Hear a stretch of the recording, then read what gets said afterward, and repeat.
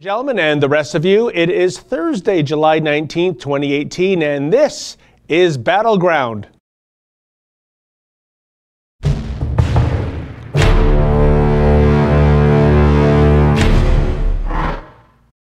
Thank you so much for tuning in. I'm David Menzies, filling in for Ezra Levent, and as you well know, Ezra Levent is across the pond in the UK. He's been covering the Tommy trial, and why don't we just start with that, folks? Actually, nothing new to report from yesterday. If you missed our updates from yesterday, I can tell you what the status of the Tommy trial is. The Chief Justice says they have a complicated task in front of them. I'm not so sure why it's complicated, but I'm not a legal, but I'll take him at his word. And they hope to complete this complicated task by the end of July, so almost 2 weeks to go. And as Ezra has adroitly noted, if it is so complicated, and if Tommy really isn't a threat to public safety, why not let him out of prison in the meantime? Why not release him? And apparently that's off the table, which is too bad, because what came out at the trial was the shocking treatment Tommy has received on the behalf of his jailers. This case, the more you delve into it, folks, it just reeks and reeks. And it completely suggests to me that Tommy is a political prisoner. And I say this based on the fact that it just looks like the UK is shooting the messenger as opposed to addressing the problem that the messenger is addressing himself. And also based on case law precedent in the UK where contempt of court penalties, and I'm talking about serial contempt of court violators, folks, never receiving this kind of a penalty. When Tommy was hauled off on May 25th, and had that 5-minute sham trial, I call it, to get a 13-month sentence, completely disproportionate to whatever has happened in the UK before in terms of contempt of court. So that decision could be any day. It's probably going to be later rather than sooner, because the wheels of justice always grind slowly. And I think from the get-go, right from May, the UK justice system has been ragging the puck, to use a Canadian term, in terms of getting some quick closure here.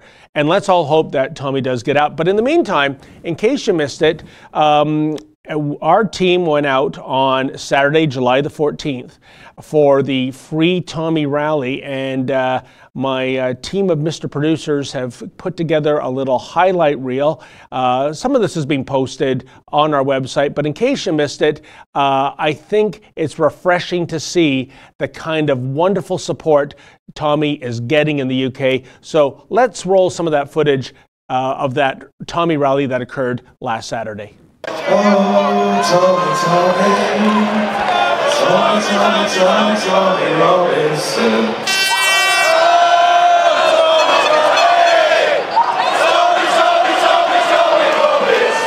Tommy Robinson for me and for all of you, and lots of common people here in Britain and Europe and all over the world, is a modern braveheart, not a right-wing hooligan, but a civil right hero. And there is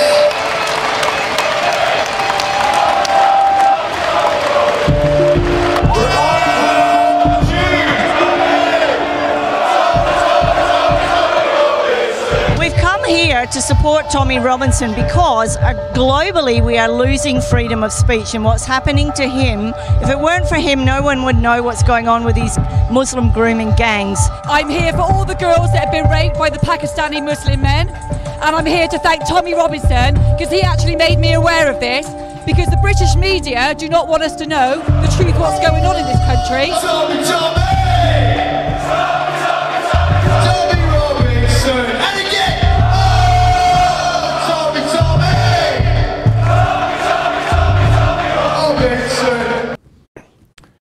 And there you have it, folks. I think that's so wonderful to see all that support, all those people coming out and voicing their opinions, and not being locked up yet for voicing those opinions. And by the way, if you want to chip in to the Tommy Fund, you can please, if you can, go to SaveTommy.com. That is for his legal expenses, which are considerable, folks, and every penny is going to Tommy's legal team. That is SaveTommy.com. And if you want to chip in to Ezra's mission over to the UK, it's not cheap, especially booking at the last minute. London is one of the most expensive cities in the world, perhaps. You can kindly go to TommyTrial.com. That's TommyTrial.com.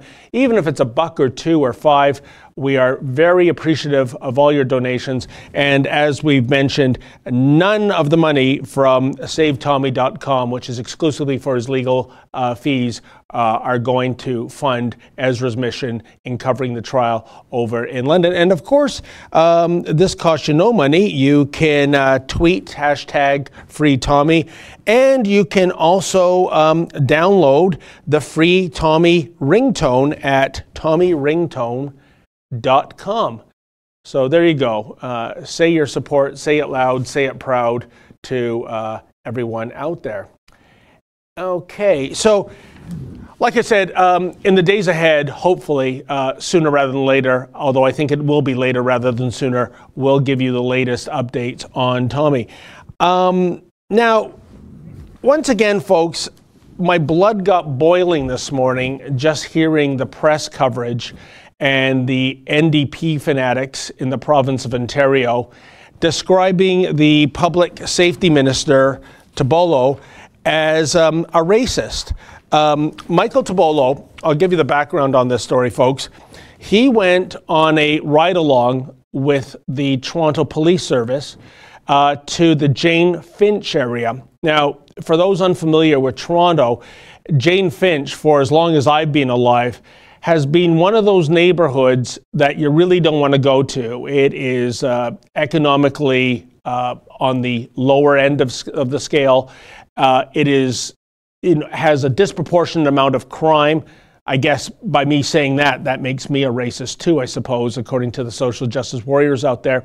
But anyways, Public Safety Minister Michael Tibolo, barely 2 weeks on the job since being sworn in as part of the Doug Ford Progressive Conservative government, goes on a ride-along in the wee hours of the morning to see how bad things are. And things are shockingly bad. He actually went to a bullet-riddled crack house where he walked across used needles. He said he was terrified. And you know what? I'm glad the minister was terrified, not because I want him to experience any kind of mental trauma, but maybe when the elected officials become terrified, they move to action. And not saying that Minister Tibolo was dragging his feet. He's barely 2 weeks a minister. But here's the thing. For having the temerity to wear a bulletproof vest in the wee hours of the morning in the Jane Finch area, a very bad neighborhood in Toronto, and I'm sorry to say so, but it is the truth, he's been accused of being racist. Andrea Horwath, the leader of the NDP, actually said Tibolo's actions were, quote, inexcusably racist. Inexcusably racist. But why? Because he sought to protect himself. And also it should be noted, and I don't even know if the Honourable Leader of the Opposition is even aware of this, but the rules of having a Toronto Police ride-along stipulate that you must wear a bulletproof or bullet-resistant vest.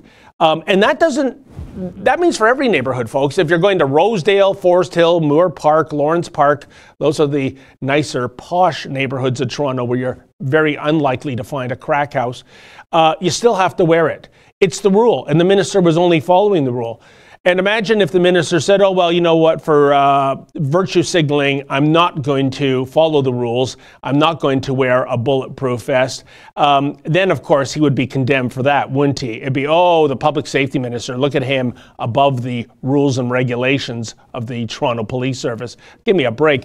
But anyways, I don't understand why it is that we are living in a society right now that when the truth hurts, and it maybe is hurtful to some people to hear that your neighborhood is on the lower end of things. I mean, if Toronto was a monopoly board, Jane Finch is kind of Mediterranean Avenue or Baltic. It's pretty far removed from Boardwalk and Park Place, but that is the truth of the matter.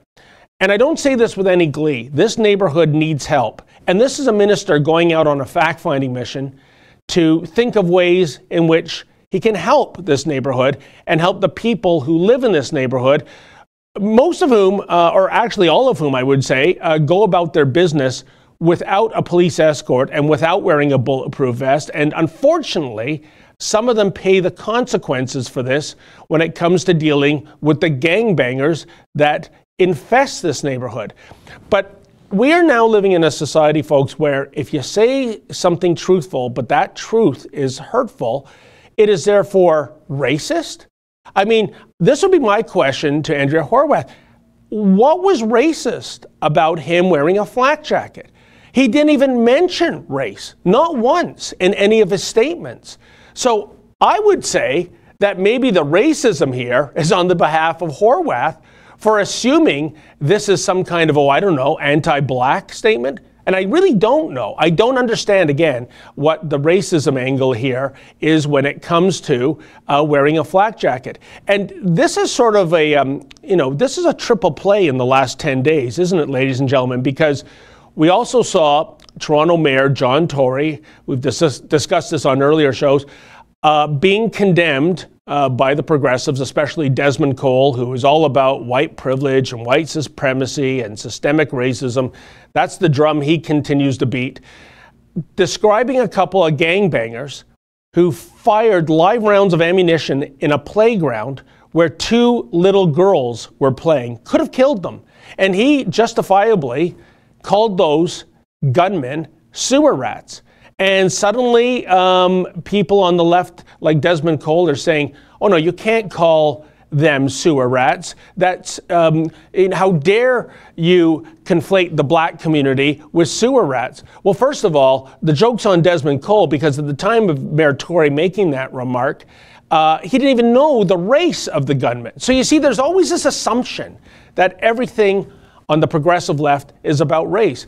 And then just the other day, well, here we have the headline there. Mayor John Tory won't apologize for calling gunmen who wounded two young girls, sewer rats.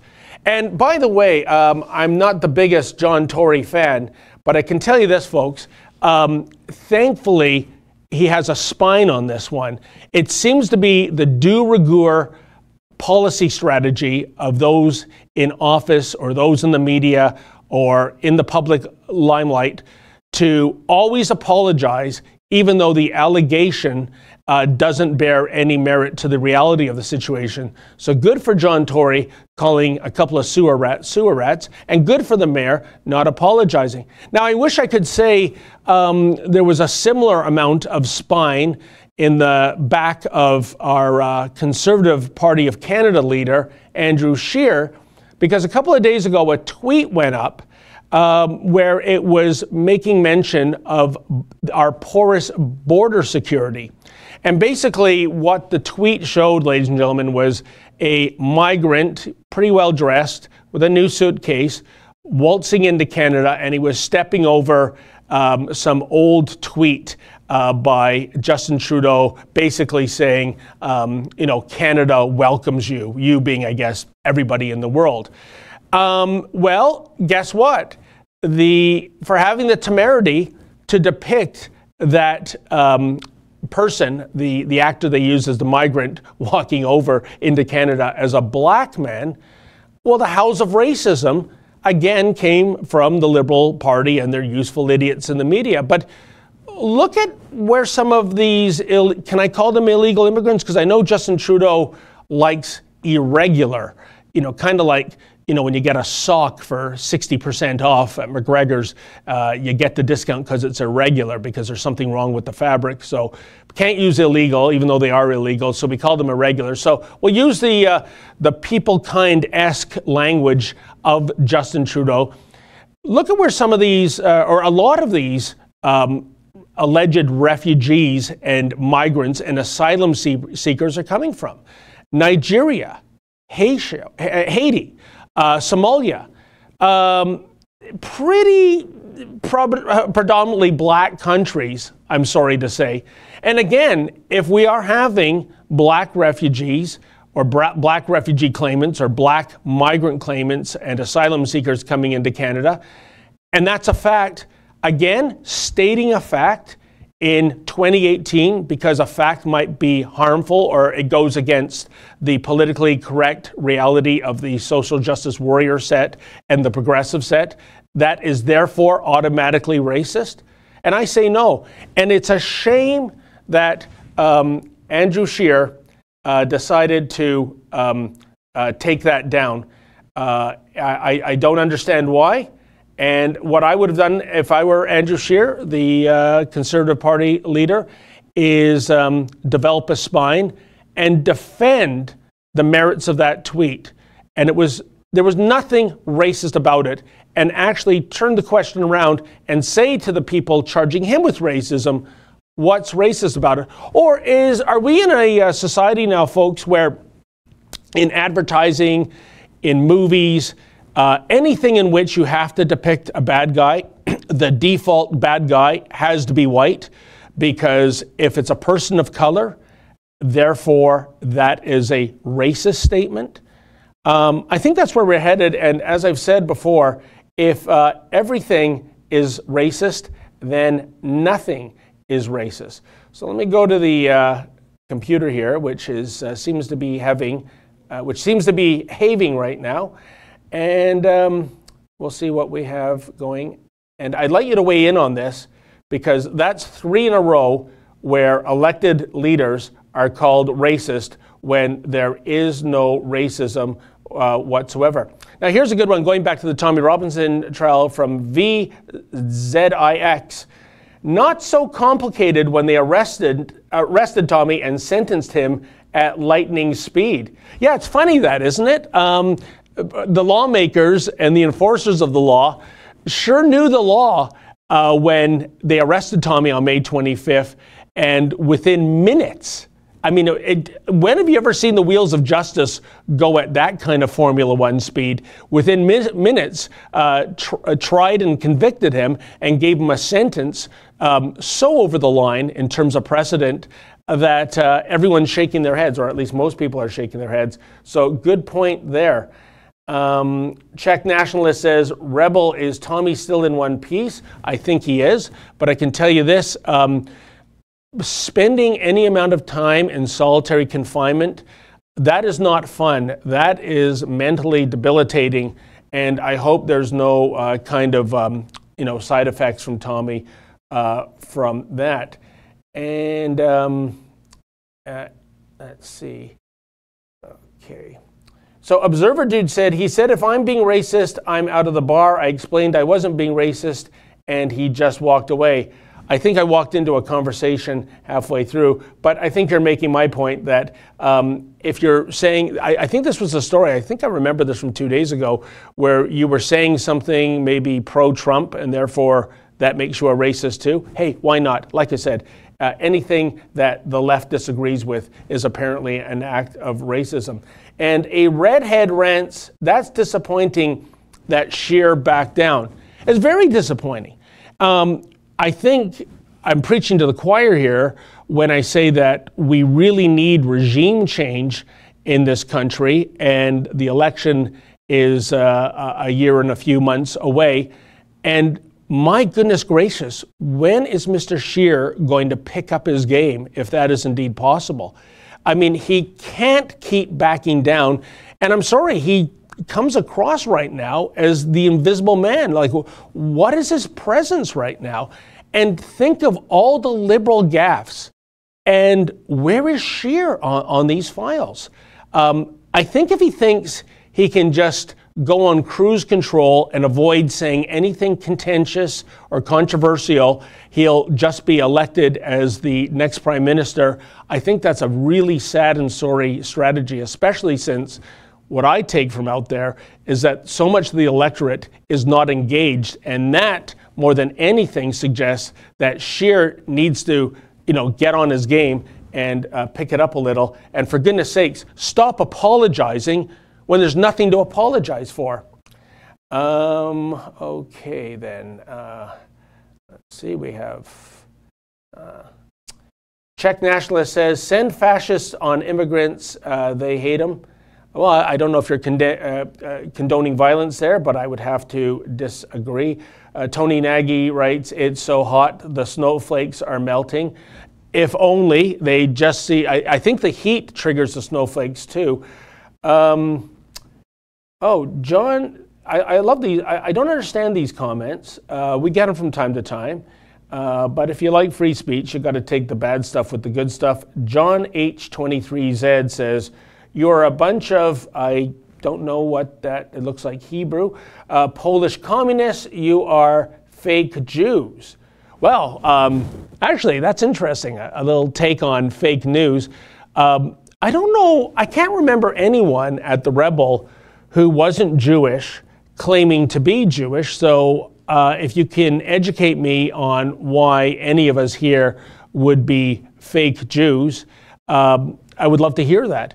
But, you know, if you're going to throw a stone like that, at least make it coherent and something I can understand. Certainly, Ezra Levant is Jewish. He sometimes gets emails about that, and I think he took on the alias of the Hebrew Hammer the other day, embracing his Jewish background, and good for Ezra for doing so. I like that, by the way. The Hebrew Hammer sounds like a WWE character. And we have, well, I can't read the name because it's so many random keystrokes, but he says that Ezra is a media god. And Patrick Max writes, Menzies' wife is Jewish. Aha, yes indeed, Patrick, you have found me out. I guess, does that make me a fake Jew now that my wife is Jewish? But she is Jewish and proud of it. So there you go. Okay.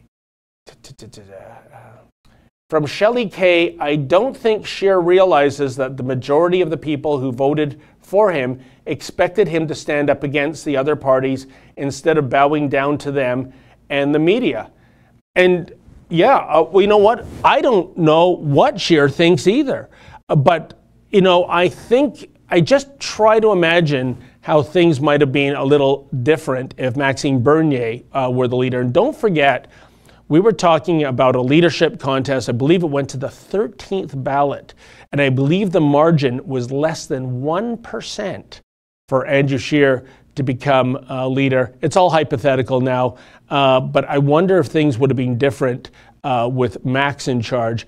I can say this, I don't think they could be more lame than what we have right now. But you know what?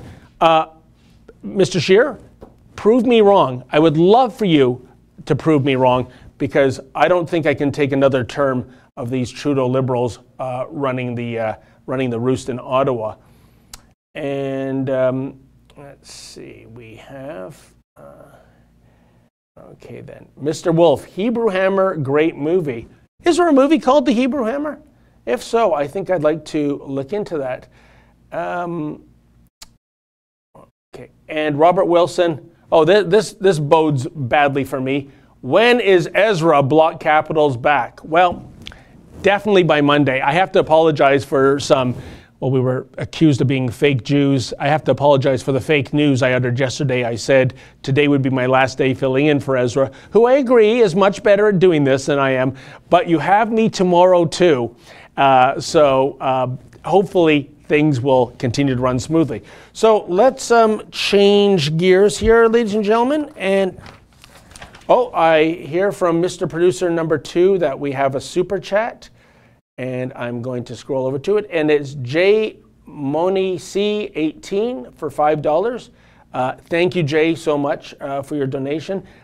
Big fan, your man on street videos remind me of those great Mark Dice videos. Well, thank you so much. Mr. Dice does a fantastic job 100%. I'm in agreement with you there. And for those that might not be familiar with what Jay's saying, my super cameraman Efren and I go out to the streets of Toronto. We do a couple of different kind of Generation Trudeaus. One is the Generation Trudeau After Dark, where admittedly we're interviewing inebriated, mostly millennials to weigh in on politics. And of course, we always get condemned by one or two people. Oh, how unethical. Why would you interview drunk people? Well, I say alcohol very often works as truth serum. And then we do another version where we go on to the campuses and we basically take something from the news and then throw a false and admittedly false twist on it and ask the kids to weigh in on that. I think one of our first ones, and it wasn't even a false twist, it was just a goof, if you will. We went onto the campus of Ryerson. This was 2016 rather, and it was the centenary of the suffragette movement in Canada.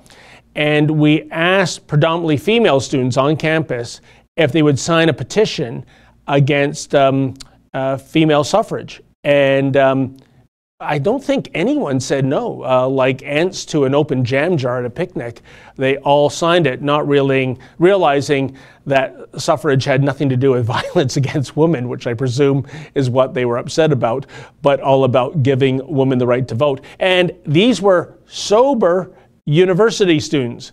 So what does that say about the level of education in Canada? But thank you so much for that. And I have to say, Jay, it's the people we get on camera that just make it so delightfully easy for us in terms of delivering the entertainment, typically in a unintentionally funny kind of way. And I don't know about you folks, of all the humor out there, slapstick humor, black humor, I think unintentional humor, that is my favorite kind of comedy, bar none. And we have another super chat, and let's see. Oh my goodness, it is. This might be the biggest one I've seen while I've been in this chair. A little freezing of the computer. And I promise you, Mr. Producer, I haven't pressed any buttons. The problem is, folks, with these fat fingers and these tiny little buttons, it's kind of like giving a Neanderthal man a typewriter and asking him to make good with it. And I cannot, for whatever reason. Okay. I'm going to go to the mouse. Ah, look at that. You know what? I think, guys, the mouse is an easier thing. So, nope. Bear with me.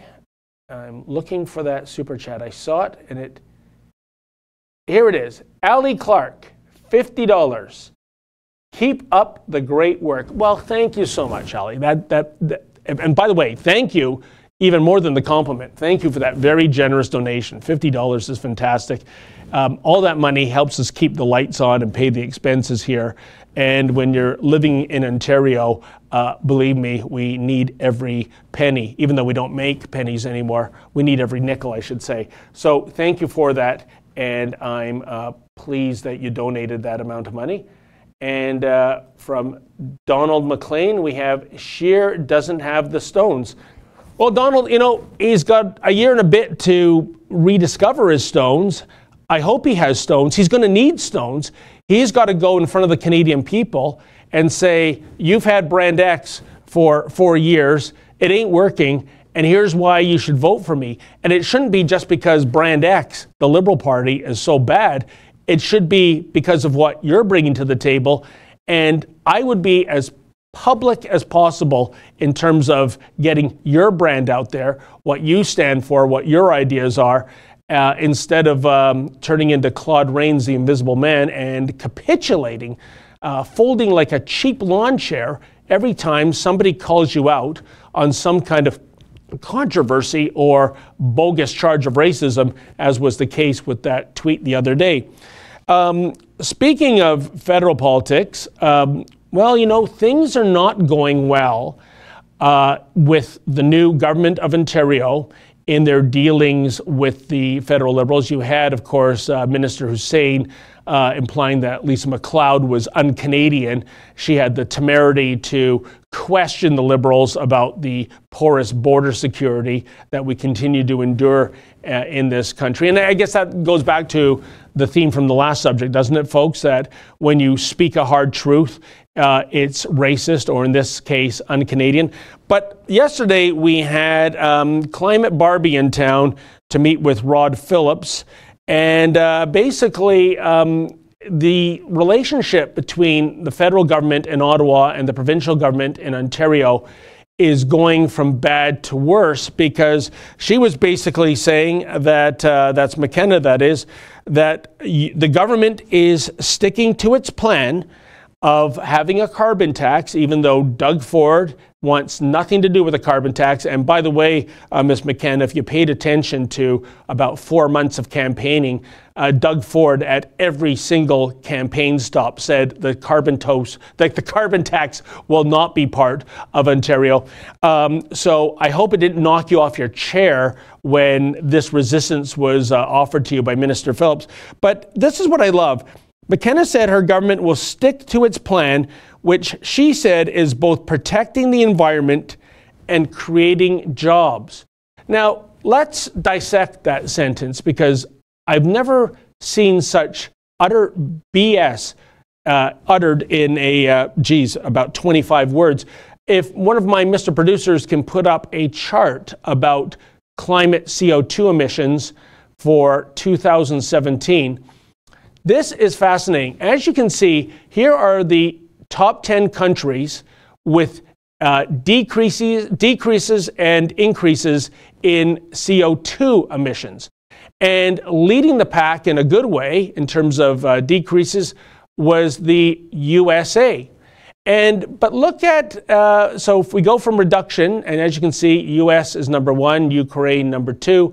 And let's go into the dirty dozen category. That would be the top countries with increases in CO2 emissions.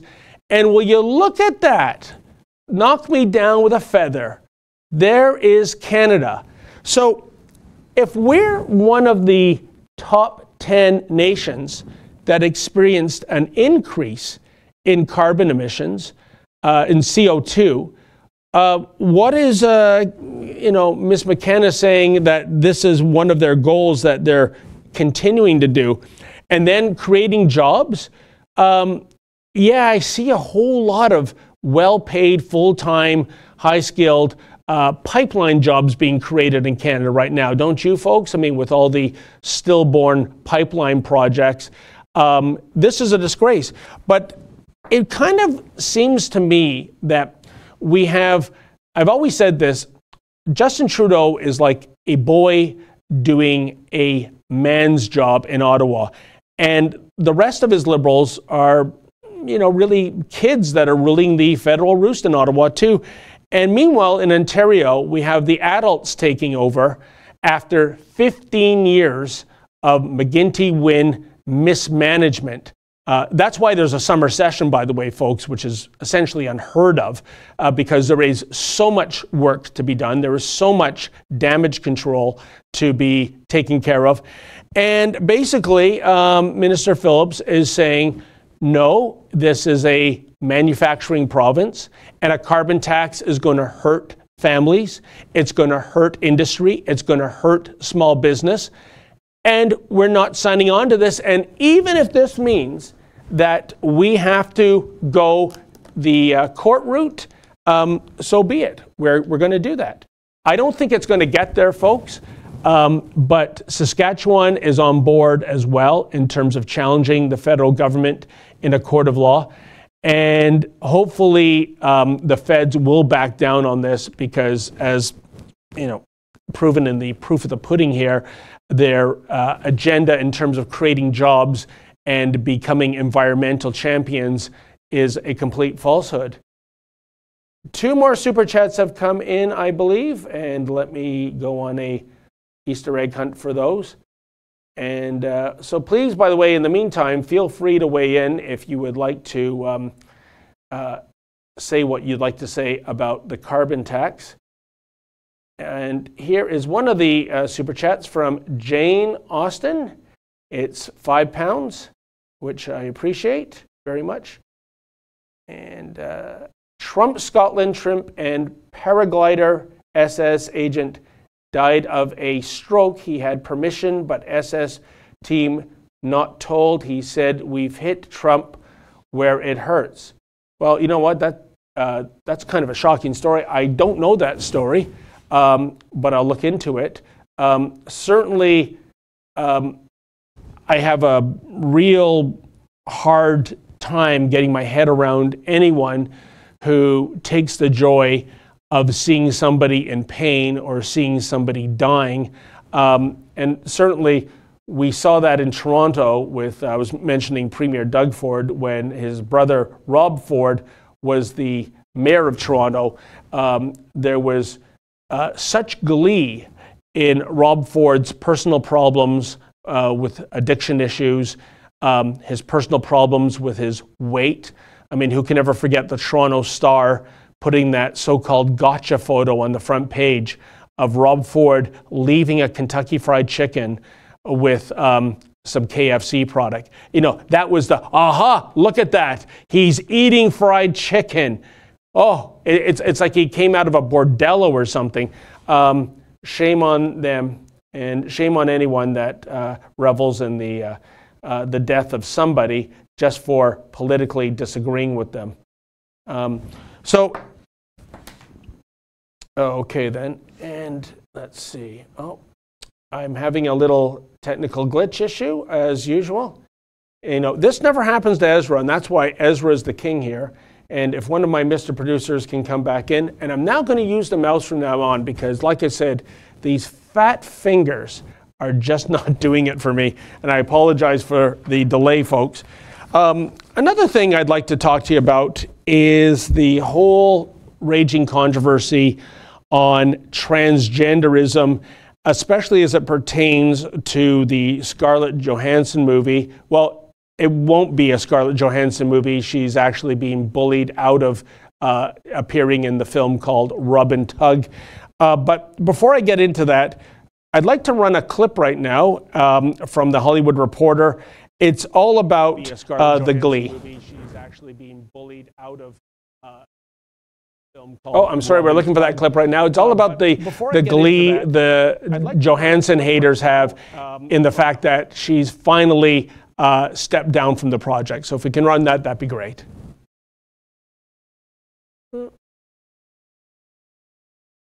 Breaking news that Scarlett Johansson has exited Rub and Tug. I think it was really brave, and I applaud her for doing that. Scarlett deciding to pull out was a good example of listening to the community, and that was the right thing to do, and it's important that she made that decision, and I applaud her for that. She did what I want all cisgender people to do when they mess up. You acknowledge that you did something wrong. You say, I understand what's going on, and you do the right thing, which she did. Says a lot about Scarlett Johansson. I'm going to assume that what she says in the statement, which was clearly very well crafted by a team of very smart people, was nonetheless in earnest. Scarlett Johansson, you are awesome. She heard us.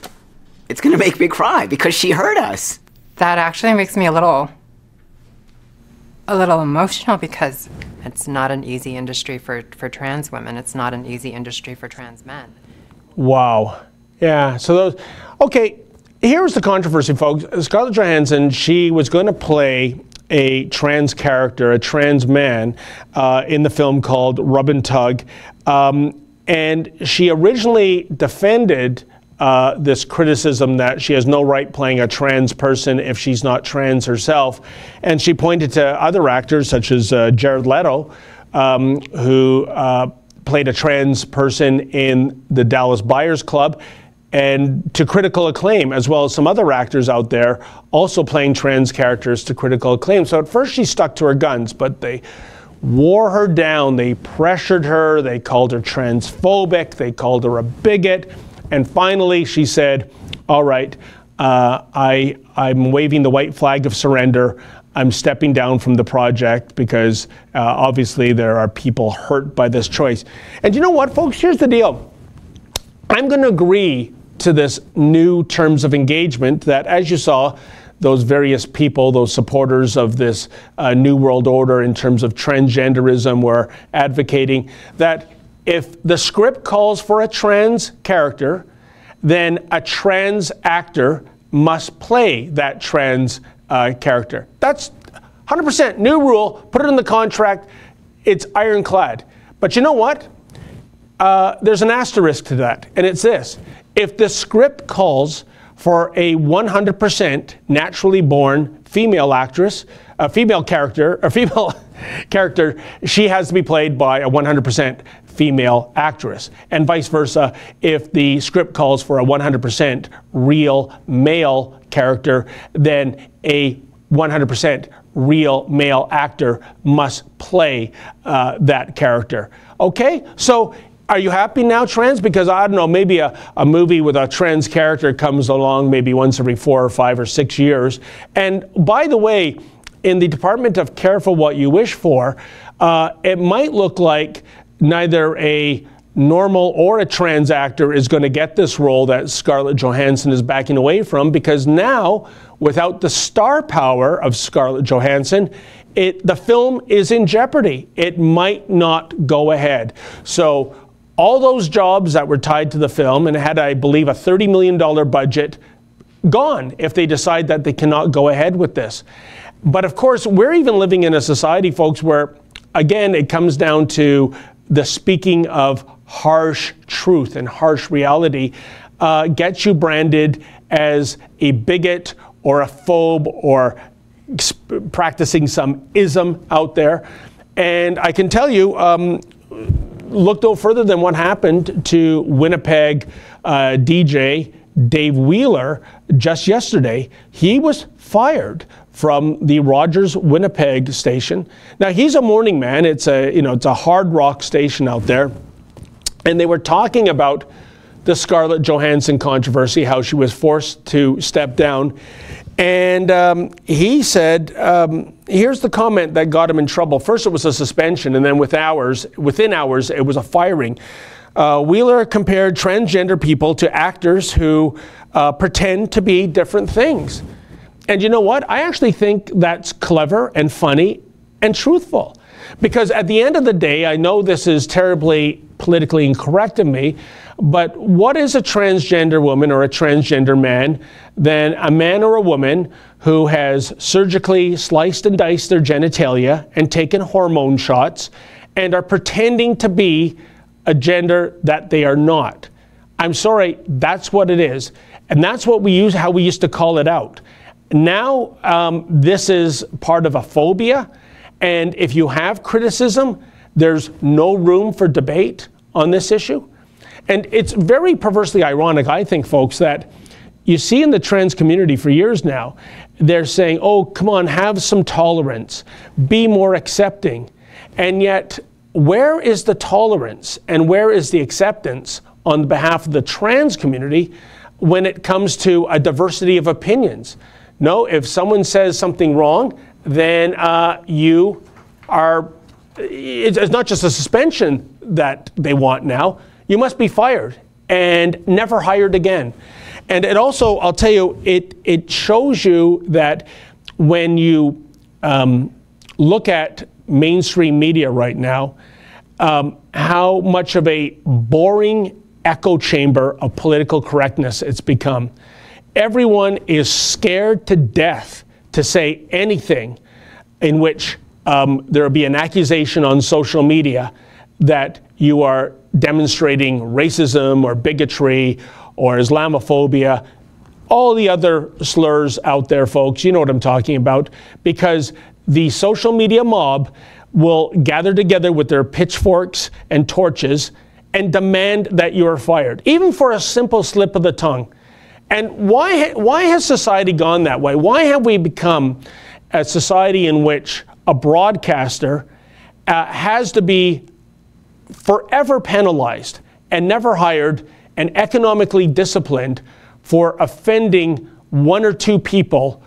It's a shame. And when it comes to radio, I'll tell you, ever since 2005, when satellite radio went on the air, this is why I subscribed, and I still subscribe, because so much of the pablum that you have to listen to on local terrestrial radio is just unlistenable junk.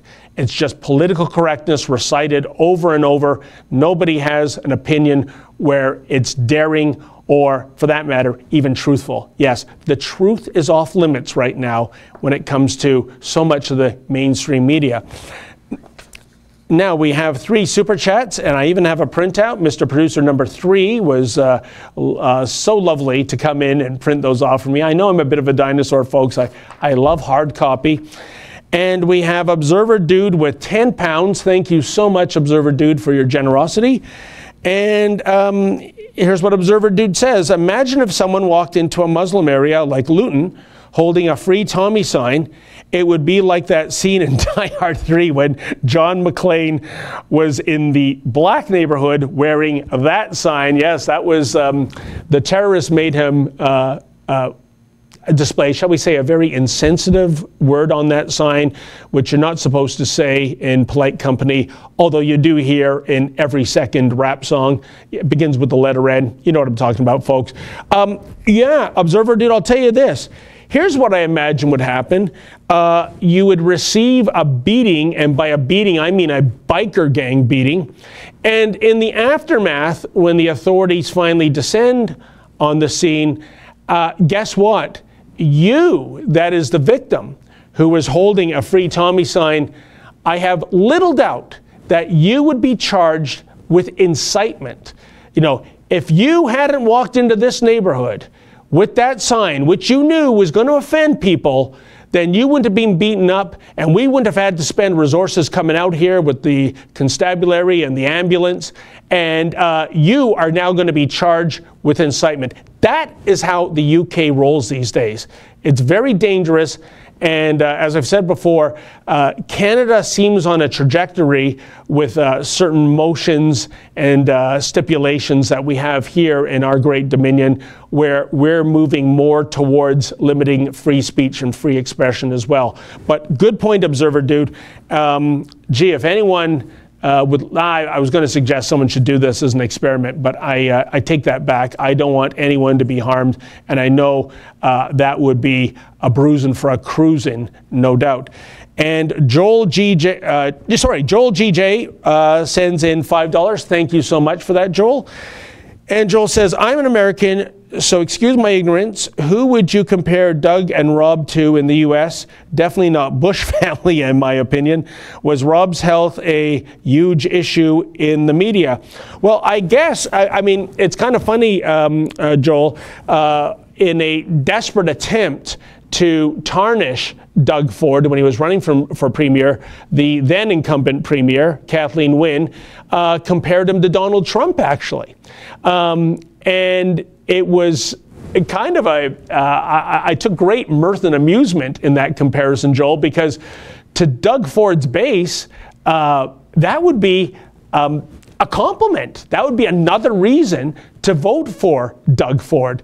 So I would say Doug Ford, in terms of his politics on an American level, it is far more Trumpian than anyone else in the public limelight.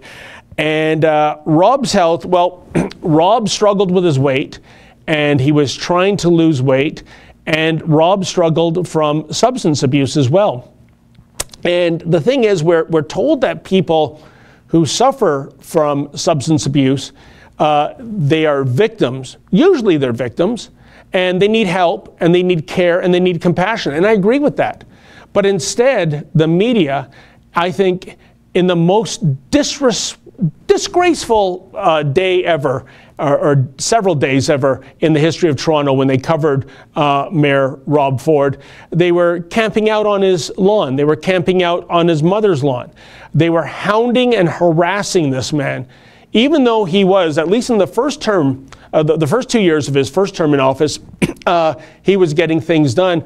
Rob eventually was diagnosed with cancer and passed away. And, you know, there are many people that say that the stress he endured in the continual hounding of him, and it was a hounding, you know, the media were out for blood when it came to Rob Ford. Maybe that was a catalyst in bringing about stress that got the cancer in motion. I know there's two schools of thought about stress being a contributor to cancer. So I don't know, but I'll tell you this much: it sure wasn't healthy for him, and he passed away, and I miss him dearly, and so do millions of other people. He was the one that coined what I thought was one of the best three-word slogans in recent history of politics, which was respect for taxpayers. That's what he was about. He was about fiscal conservatism. He was about bringing Toronto's house into order, and people loathed him for it. And again, Joel GJ, another $5. I'm going to assume that's $5 American, which I'm going to do some calculation. That's like $29.50 Canadian right now. So Joel writes here, yet ScarJo didn't quit when she got role for the main character of Ghost in the Shell remake. Hypocrisy, no love for OTAKU since Dragon Ball remake. You know what? Yes, you're right. Scarlett Johansson was criticized for her main character in Ghost in the Shell. They called it, I believe, whitewashing, but she was under pressure for that too. Make no mistake, but for the whitewashing of that character in Ghost in the Shell, she endured the criticism. She did not step down, but for Rub and Tug, she did step down. And as I said, Joel, what kind of a victory is this for the trans community when, if these are the new rules going forward, only trans people can play, trans actors can play trans characters, and only, how do we call ourselves? I know the term is cisgender, but I hate that term. Can anyone tell me how cisgender came to be? I mean, cis, to me, that sounds too much like sissy, you know. So I'll say, well, what the hell? And only normal characters can be played by normal actors and actresses. If that's the new rule going forward, you're going to find very limited opportunities in terms of Hollywood blockbusters being made. Not a lot of trans movies out there, or movies calling for trans characters. And in regard to Rub and Tug itself, if the project is now dead on arrival because they've lost the star power of Scarlett, and it's a $30 million movie, well, who won? I would suggest nobody won. It's lose-lose. And yet another super chat. I'm looking for it now, so bear with me. I promised you folks I'm going to the mouse, and that is what I'm doing right now. And we have, I don't know what this means, but from, this is not the super chat. Roll Dak says, Scarlett can rub and tug me anytime. I don't know what that means. Please elaborate. And Amanda Joy says, what's next for Hollywood? Only real gorillas can act in Planet of the Apes. Yeah, you know, I guess we'll have someone from the primate community saying that we're really against all this CGI stuff taking away jobs from real primates. So can we have, you know, trained chimpanzees and gorillas do the next Planet of the Apes movie? And then, of course, you'd have problems with PETA because they would say this is exploitation. And wow, it's all like that Meryl Streep movie, isn't it, folks? It's complicated, and it's getting more complicated every time. And we have here from, here's the super chat from Rebel Truth, $50. Thank you very much. That's very generous, $50. And Rebel Truth says, you, sir, are a blessed... Oh, sorry. You, sir, are a blessing to Earth and humanity. You deliver unprecedented hard facts to the table. I tune in with Rebel Media when I want to know the truth on the political landscape of Canada. May I suggest that you have more visual presentations? Thank you. Well, thank you so much. Mr. Producer, can we get that printed out? Because I want to personally hand deliver that to Ezra when he returns from the UK, and you know, to put a little bug in his ear. You know, I got to tell you, my friend, and again, thank you for the $50. One of the reasons for the resentment we get here at the Rebel.media from people in mainstream media is jealousy. I'm sorry, here's another hard truth. There's no way to sugarcoat this. We talk about things, and we expose things, and we say things in plain language that the mainstream media wouldn't touch with a 10-foot pole if they were standing 11 feet away. And I mean, I have people I know in mainstream media, and when I call them out on things they've written or things that more likely they're refusing to cover or refusing to say, I call them out on it, and they say, Dave, look, I got bills to pay. I don't want to be fired. And it's, so sometimes in the mainstream media, there's an ideological bias by the people that have been attracted to it. And other times, people that aren't on brand, shall we say, but have a right of center view, they know that they can't write what they want to write. And if they do, they will be economically disciplined. They will be let go. So it's something I've always said, my friend, that if there's something worse than state-sponsored censorship, it's this: self-censorship. And that is what we are seeing increasingly in the media today, based on the people in charge or based on a fear of getting disciplined. And like I said, look at poor Dave Wheeler in Winnipeg, out of a job for one little joke about the transgender community. And I would argue, in the case of Dave Wheeler, you are a morning man. Are you not contractually obliged to be funny and entertaining and critical and controversial? I mean, it sure worked for Howard Stern on satellite radio, who I believe gets close to $500 million every 5 years. So certainly, if that tells you something, it's this: there is a market for that.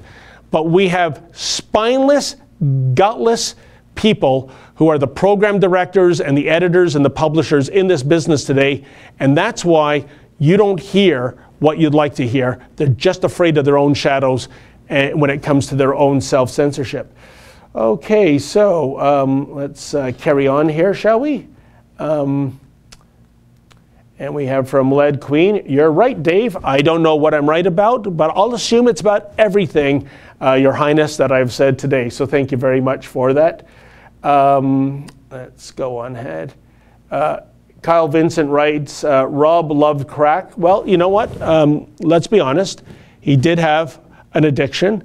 But here's the thing, Kyle. The left always tells us when it's somebody who isn't right of center struggling with a substance abuse issue that they need compassion, love, caring, help. I agree with that. Where was that compassion and that help and that caring for Rob Ford? Didn't exist. It was quite the other way around, actually, wasn't it? And let's go on a little bit. Kyle Vincent also writes, cocaine should be legalized next. You know what, folks, that's less of a joke than somewhat of a prediction, because the other day, I don't think we talked about it, but it was up on our list of topics worthy of discussion. It was about the Toronto Board of Health having a motion passed where they were going to ask the federal government to look into legalizing or decriminalizing all drugs. So you name it: crack, cocaine, fentanyl, opioids, what have you. And if you, I think we did talk about this, because I remember we were running some footage. There we are, yep. Decriminalize all drugs, Toronto Health Board urges Ottawa. So basically, Toronto, which is a sanctuary city, wants to have an open policy when it comes to all drugs. You know, folks, one of the reasons a lot of these drugs are illegal is because when you use them, they do nothing but harm you, and when used as directed, kill you.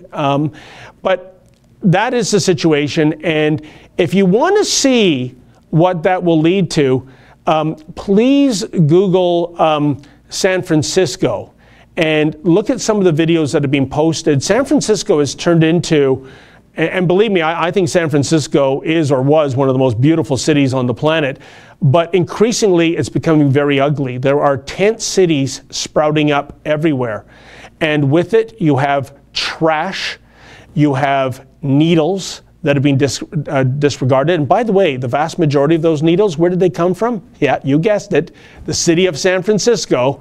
They want to aid and abet, and they don't want to stigmatize the addicts, so they're, I guess, helping them kill themselves. And even human feces all over entire city blocks.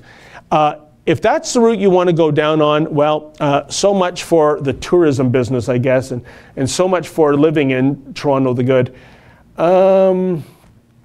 Let's go ahead. Synthworks writes, human shite in the streets. Yes, that is San Francisco, and it'll probably be Toronto as well. Miss Libpig says San Fran, a drug city. Right. And on it goes. And believe me, I know it's kind of, you know, I'm broadcasting at lunchtime, so I apologize for that kind of imagery if you're eating and watching this. So Google those images of San Francisco later on. All right. So we are heading towards the finish line, I see. We are tonight on the Ezra Levant Show. I shall be guest hosting, and we have Joe Warmington, the Toronto Sun, one of the decent, honest, fantastic guys in the mainstream media, a guy that speaks the truth always. Joe Warmington will be one of my guests. And I'll be talking about Trump negotiating, it seems, a deal with Mexico. That story broke yesterday. It looks like they're on the road to having a new NAFTA light deal as opposed to NAFTA classic. I say NAFTA light because this North American free trade agreement will not be including that part of North America known as, oh, what's it called again? Oh, yes, Canada, because relations with Trump and Trudeau are still at a very low point right now. So that's going to bode very poorly for our economy. It might even grease the wheels for recession. But meanwhile, Trump is forging ahead with Mexico to get a deal done. Just incredible. Again, Mr. Scheer, pick up your game. We are all out of time. It was fantastic today. You have me again tomorrow. I look forward to it. And remember, folks, without risk, there can be no glory.